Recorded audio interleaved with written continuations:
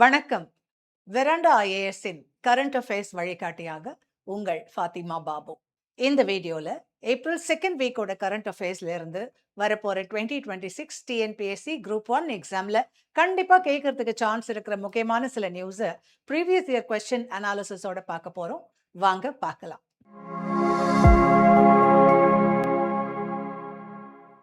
ஒரே நாட்டை சார்ந்து இருக்காம அங்கோலா போன்ற புதிய நாடுகள்ல இருந்து கச்சா எண்ணெய் வாங்குற இந்தியா அப்படிங்கிற செய்தி சமீபத்துல வெளியாகி இருக்கு. ரஷ்யா உக்ரைன் போர், மேற்காசிய பதற்றம், இது மாதிரியான காரணங்களால உலக அளவுல எண்ணெய் விநியோகத்துல மாற்றங்கள் ஏற்பட்டிருக்கு. இத புரிஞ்சுகிட்ட இந்தியா தனது எரிசக்தி பாதுகாப்பை வலுப்படுத்தும் நோக்கில பல்வேறு நாடுகள்ல இருந்து எண்ணெய் வாங்குற புதிய கொள்கையை பின்பற்றுது. இது ஒரு சாதாரண வணிக முடிவு இல்லை. இது இந்தியாவின் நீண்ட கால அரசியல் மற்றும் பொருளாதார திட்டத்தின் ஒரு முக்கியமான அங்கமாகும். இந்த topic TNPSC group 1 prelims and மெயின்ஸ்ல பொருளாதாரம், எக்கானமி, சர்வதேச உறவுகள், இன்டர்நேஷனல் ரிலேஷன்ஸ் மற்றும் ஜியோகிராஃபி சப்ஜெக்ட்ல ரிசோர்சஸ் ஆகிய பகுதிகளோட நேரடி தொடர்புடையது. எனர்ஜி செக்யூரிட்டி அப்படிங்கிறது இன்றைய காலகட்டத்தில் ஒரு நாட்டின் வளர்ச்சிக்கும் அதனுடைய தேசிய பாதுகாப்புக்கும் அடிப்படை அம்சமா மாறி இருக்கு. இந்தியா உலகின் 3வது பெரிய எண்ணெய் நுகர்வோர் நாடாக இருக்கு. ஆனா அதற்கான உற்பத்தி மிகவும் குறைவு. சுமார் 85% அளவிற்கு எண்ணெய் வெளிநாடுகள்ல இருந்து இறக்குமதி செய்யப்படுது. இதனால இந்தியா வெளிநாட்டு சந்தைகளின் மீது மிகுந்த அளவில் சார்ந்துள்ளது. India traditionally Saudi Arabia, Iraq, UAE போன்ற மேற்காசிய நாடுகள்ல இருந்து அதிக அளவுல எண்ணெய் வாங்கி வந்தது. ஆனா 2022ஆம் ஆண்டுல ரஷ்யா உக்ரைன் போர் தொடங்கினதுக்கு அப்புறமா உலக அளவுல எண்ணெய் சந்தையில பெரிய மாற்றம் ஏற்பட்டுச்சு. ரஷ்யா மீது மேற்கத்திய நாடுகள் விதித்த தடைகள், சாங்ஷன்ஸ் காரணமா ரஷ்யா தனது எண்ணெயை தள்ளுபடி விலையில் விற்க ஆரம்பித்தது. இதை இந்தியா ஒரு வாய்ப்பாக பயன்படுத்தி ரஷ்யாவிலிருந்து அதிக அளவில் எண்ணெய் இறக்குமதி செய்ய தொடங்கியது. இதன் விளைவாக ரஷ்யா இந்தியாவின் முக்கியமான சப்ளையரா மாறிச்சு. ஆனா ஒரே நாட்டை அதிகமா சார்ந்திருக்கிறது ஒரு அபாயமா இருக்கலாம் அப்படிங்கறத இந்தியா உணர்ந்தது. அதனாலதான் நைஜீரியா, அங்கோலா போன்ற ஆப்பிரிக்க நாடுகள்ல இருந்து எண்ணெய் வாங்குற முயற்சிகளை அதிகரிச்சிருக்கு. அங்கோலா ஒரு முக்கியமான ஆயில் ப்ரொடியூசிங் கண்ட்ரி ஆகும். இது ஒபெக் உறுப்பினராக தற்போது இல்லாமல் இருந்தாலும் அதன் ப்ரொடக்ஷன் கெப்பாசிட்டி காரணமாக இந்தியாவுக்கு ஒரு புதிய வாய்ப்பாக உள்ளது. இதன் மூலமா இந்தியா தனது இம்போர்ட் சோர்சஸை டைவர்சிஃபை செஞ்சு சப்ளை ரிஸ்க குறைக்க முயல்கிறது. உலக அளவுல எண்ணெய் உற்பத்தியில யுஎஸ்ஏ, சவுதி அரேபியா, ரஷ்யா போன்ற நாடுகள் முன்னிலையில் உள்ளன. இதுல oil and petroleum exporting countries OPEC என்ற அமைப்பு முக்கிய பங்கு வகிக்கிறது. ஒபெக் நாடுகள் ஒன்றாக இணைந்து உலக எண்ணெய் விலையை கட்டுப்படுத்தும் திறன் கொண்டவை. அதனாலதான் ஒபெக் டெசிஷன்ஸ் இந்தியா போன்ற இம்போர்ட் டிபெண்டன்ட் நாடுகளுக்கு மிகப்பெரிய தாக்கத்தை ஏற்படுத்துகின்றன. மேற்காசிய பிராந்தியம், வெஸ்ட் ஏசியா உலக எண்ணெய் விநியோகத்தின் மையமாக உள்ளது. இந்த பகுதியில் நடைபெறும் அரசியல் மோதல்கள் உலக அளவில் எண்ணெய் விலையை பாதிக்கின்றன.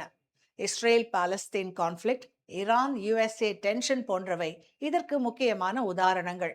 குறிப்பாக ஸ்ட்ரெய்ட் ஆஃப் ஹார்மோஸ் என்ற கடல் பாதை உலக எண்ணெய் போக்குவரத்தில் மிக முக்கியமான சோக் பாயிண்ட் ஆகும். உலக எண்ணெய் விநியோகத்தின் சுமார் 20% இந்த வழியாக செல்கிறது.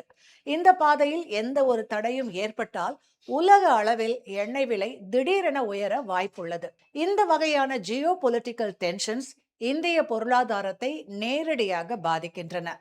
எண்ணெய் விலை உயர்ந்தால் பெட்ரோல் மற்றும் டீசல் விலையும் உயர்கிறது. இதனால் டிரான்ஸ்போர்ட் காஸ்ட் அதிகரிக்கிறது. அதனால் பொருட்களின் விலையும் உயர்கிறது. இதுவே இன்ஃப்ளேஷனாக மாறுகிறது. மேலும் இந்தியாவின் கரண்ட் அக்கவுண்ட் டெபிசிட் அதிகரிக்கிறது. ரூபாய் மதிப்பு குறைகிறது. இந்த என்டையர் செயின் ரியாக்ஷன் பொருளாதார வளர்ச்சியை பாதிக்கக்கூடியது. மேலும் எண்ணெய் விலை உயர்வு அக்ரிகல்ச்சர் செக்டாரையும் பாதிக்கிறது. டீசல் விலை அதிகரிக்கிறதுனால இரிகேஷன் காஸ்ட் கூடுகிறது. ஃபர்டிலைசர் ப்ரொடக்ஷன் கூட ஆயில் பிரைஸ் மீது சார்ந்துள்ளது. இதனால் விவசாய செலவுகள் அதிகரித்து விவசாயிகளின் வருமானம் பாதிக்கப்படுது. இதனால ஓவரால் ரூரல் எக்கானமி பாதிக்கப்படுது. இந்த சூழ்நிலையை சமாளிக்க இந்தியா பல்வேறு நடவடிக்கைகளை மேற்கொண்டு வருகிறது. முதல்ல இம்போர்ட் டைவர்சிபிகேஷன், அதாவது பல்வேறு நாடுகள்ல இருந்து எண்ணெய் வாங்குறது. ரெண்டாவது ஸ்ட்ராட்டஜிக் பெட்ரோலியம் ரிசர்வ், SPR. இது ஒரு எமர்ஜென்சி ஸ்டோரேஜ் சிஸ்டம் ஆகும். விசாகப்பட்டினம், மேங்களூர், படூர் போன்ற இடங்களில் எண்ணெய் சேமித்து வைக்கப்படுகிறது. எந்த ஒரு சப்ளை டிஸ்ரப்ஷன் ஏற்பட்டாலும் இதை பயன்படுத்தலாம். மூன்றாவது முக்கியமான நடவடிக்கை ரெனியூவபிள் எனர்ஜிக்கு மாற்றம். சோலார், விண்ட் போன்ற ரெனியூவபிள் சோர்சஸ் மூலமா ஃபாசில் ஃபியூவல் டிபெண்டன்சி குறைக்கப்படுது. நாலாவது எத்தனால் பிளெண்டிங் ப்ரோக்ராம். பெட்ரோல்ல எத்தனால் சேர்த்து பயன்படுத்துறதன் மூலம் ஆயில் இம்போர்ட் குறைக்கப்படுது. இதன் மூலமா ஃபார்மர்ஸுக்கும் ஒரு இன்டைரக்ட் பெனிஃபிட் கிடைக்குது. எலக்ட்ரிக் வெஹிக்கிள்ஸை ப்ரமோட் செய்யறதும் ஒரு முக்கியமான ஸ்ட்ராட்டஜி ஆகும். அங்கோலா போன்ற நாடுகள்ல இருந்து எண்ணெய் வாங்குறது ஒரு சிம்பிள் ட்ரேட் டிசிஷன் இல்ல, இது ஒரு geo political move. India multi alignment பாலிசியை பின்பற்றுது. அதாவது USA, Russia, middle east, Africa எல்லா பகுதிகளோடும் நல்ல உறவை வைத்துக்கொண்டு தன்னுடைய நேஷனல் இன்ட்ரெஸ்ட பாதுகாக்குது. இதுதான் இன்றைய இந்தியாவின் ஃபாரின் பாலிசி ஸ்ட்ரெங்க். மொத்தத்துல பார்த்தா இந்தியா ஒரு ஆயில் இம்போர்ட் டிபெண்டன்ட் கண்ட்ரி அப்படின்னாலும் தன்னுடைய பாலிசிஸ் மூலமா ரிஸ்க குறைச்சு வருது. ஷார்ட் டேர்ம்ல எண்ணெய் இம்போர்ட் அவசியம், ஆனா லாங் டேர்ம்ல ரெனியூவபிள் எனர்ஜி தான் தேர்வு. அதனால தான் இந்தியா எனர்ஜி டிரான்சிஷனை நோக்கி நகருது. 2025-26 கரண்ட் ட்ரெண்ட் பார்க்கும்போது இந்தியாவுக்கு டாப் க்ரூட் ஆயில் சப்ளையர்ஸ் யாருன்னு தெரிஞ்சுக்கோங்க.